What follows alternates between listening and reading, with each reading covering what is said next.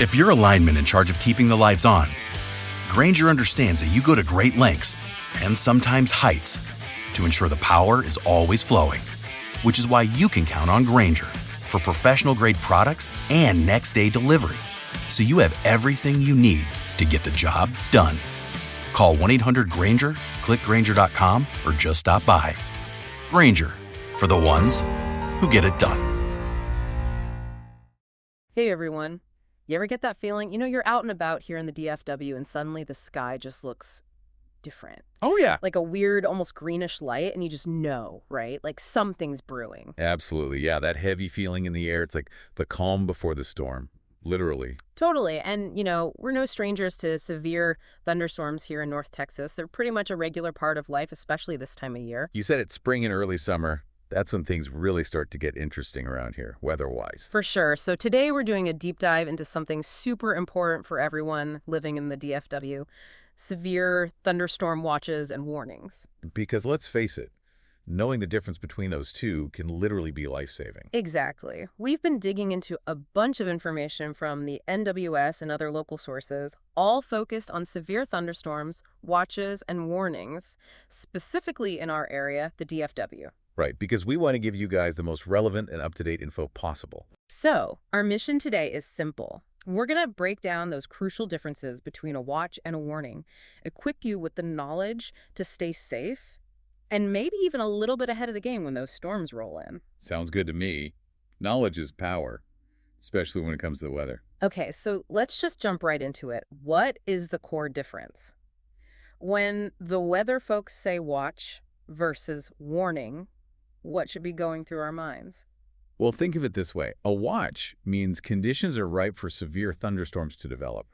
But it doesn't necessarily mean they're happening right now. Okay, so it's like a heads up, like, hey, things could get dicey later, so keep an eye on the sky. Exactly. It's like the Weather Service saying, we've got all the ingredients here for some nasty storms. Be prepared. Got it. So it's all about potential, not necessarily an immediate threat, right? Right. A watch is really a call to action to stay informed, monitor the forecasts, and dust off that severe weather safety plan. Okay, so watch equals be ready, be informed. Now what about a warning? That sounds a bit more urgent. Absolutely. A warning means a severe thunderstorm is happening or is about to happen, like right now in a specific location.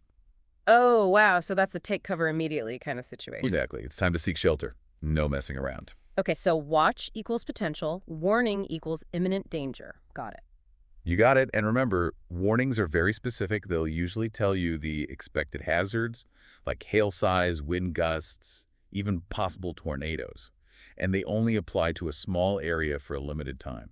That makes sense. So it's really targeted information telling you what to expect and where. Exactly. The NWS does a great job of providing those hyper-local details. Okay, so we've got watches and warnings. Now, you mentioned earlier that DFW is kind of a hot spot for these severe thunderstorms.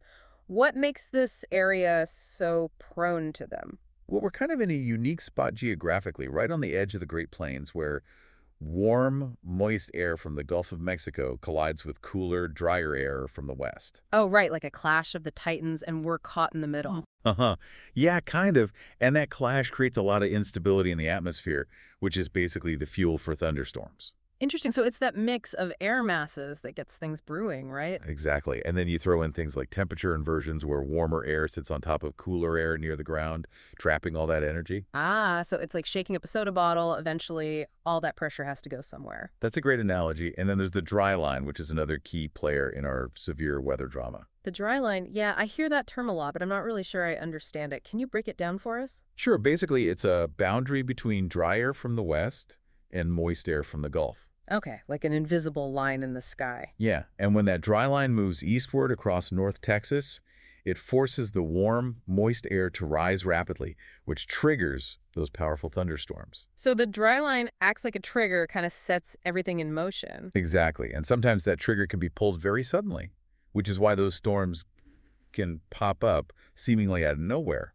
Makes sense. So we've got the clashing air masses, the temperature inversions, the dry line. It's like a recipe for some wild weather. It really is, and the NWS knows this, which is why they have such a sophisticated system for monitoring and predicting these storms. Right, because forecasting these things accurately is critical. So what tools do they have in their arsenal? How do they track those storms? Well, first and foremost, they rely on Doppler radar, which is like their eyes in the sky. You can see inside those storm clouds, pinpoint the location, intensity, and movement of rain, hail, even tornadoes. Wow. So it's like a super-powered weather X-ray. In a way, yes. And they also use satellite imagery, which gives them a broader view of cloud patterns and atmospheric conditions. So those swirling, colorful images we see on the news, that's satellite imagery, right? Exactly. It helps them see the big picture. And I know they also launch weather balloons. What do those do? Those balloons carry instruments that measure temperature, humidity, wind speed, all that good stuff at different altitudes. So they're gathering real-time data from the atmosphere. That's pretty cool.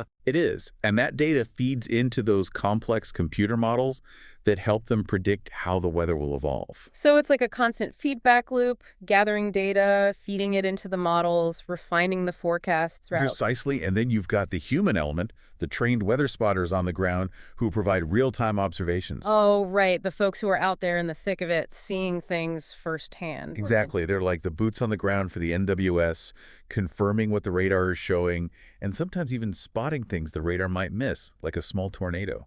Wow. So it's really a team effort, technology and trained observers working together. It is, and it's incredibly important for keeping people safe. Absolutely. So we've got a pretty good handle on how these storms form and how they're tracked. Now let's talk about the potential hazards. What are we dealing with here in the DFW?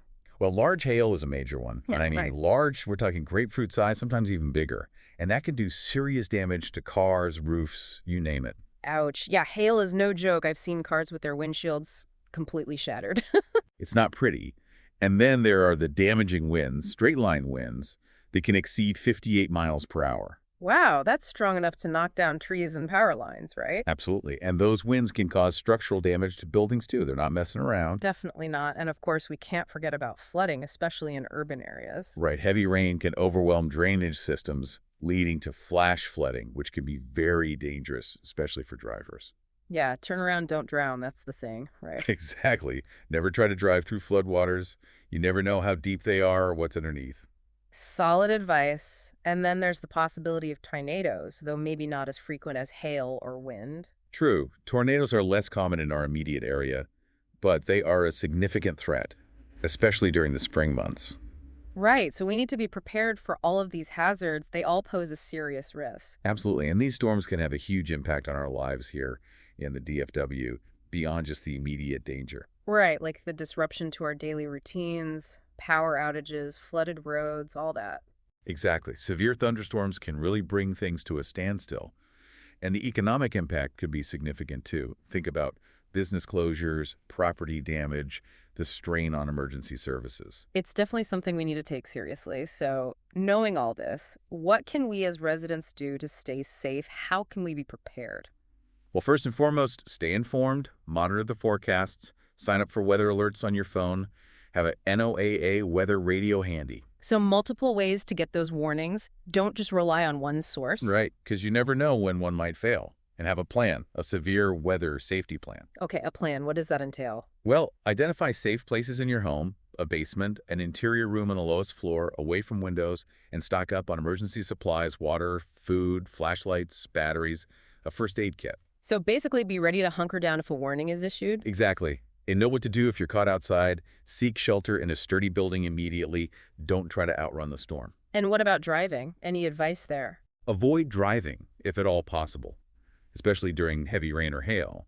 But if you're already on the road and a storm hits, pull over to a safe location, away from trees and power lines, and wait it out. Got it. Safety first, always. And earlier you mentioned that there might be some subtle weather differences within the DFW area, like Dallas versus Fort Worth. Is that really a thing? You know, it is. While the overall threat of severe weather is pretty much the same across the region, there can be localized variations. Interesting. So it's not always a uniform experience, even within the DFW. Right. Things like microclimates, urban heat islands, even slight differences in topography can influence how storms develop and where they hit hardest. So it's almost like every little pocket of the DFW has its own unique weather personality. Kind of, yeah. And it's something to keep in mind when you're tracking those storms. For sure. So bringing it all back to those NWS warnings, why are they so crucial for our safety? Well, they provide that critical lead time, those precious minutes that allow people to take action, seek shelter, get to a safe place. Right, because sometimes minutes can make all the difference. Absolutely. Those warnings can literally save lives by giving people the information they need to make smart decisions. So understanding the difference between a watch and a warning, staying informed, having a plan, it all comes down to being proactive, right? You got it. And honestly, that proactive approach is really the key to staying safe and weathering those storms here in the DFW. Well said. So here's the final thought for everyone listening. We've talked a lot about the difference between a watch and a warning, but what else can you do to be prepared for those severe thunderstorms? What steps can you take today to make sure you're ready for whatever Mother Nature throws our way? Think about it and stay safe out there, DFW. Stay safe, everyone. And that's our deep dive for today. See you next time.